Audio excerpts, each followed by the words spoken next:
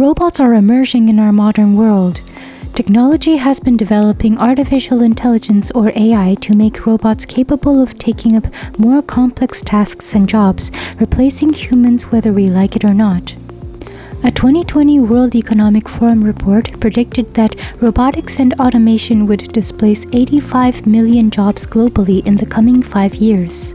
On a positive note, it also predicted that the technologies would create 97 million new jobs for humans and possibly robots, generally ones requiring more skills and education. In this episode, we visit the special exhibition of robots at Miraikan titled UN Robots: What Is It to Be Human?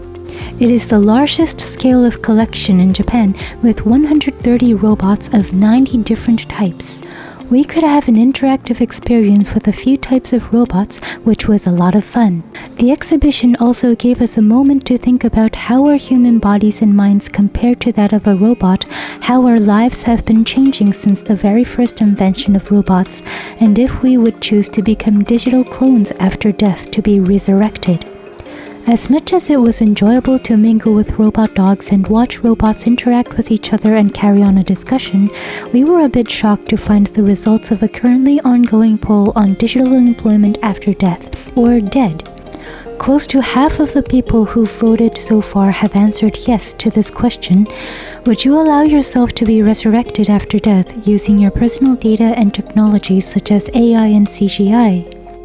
Perhaps it calls for more studies on the phenomenon of death, which is still one of the biggest mysteries in science, but somehow it doesn't feel like it would be the right course of action, at least for us after we die. If you have a strong opinion on being resurrected or not, you can take the online poll on their website from the link in the description. Thanks for watching. Subscribe for more of our videos and see you in our next episode.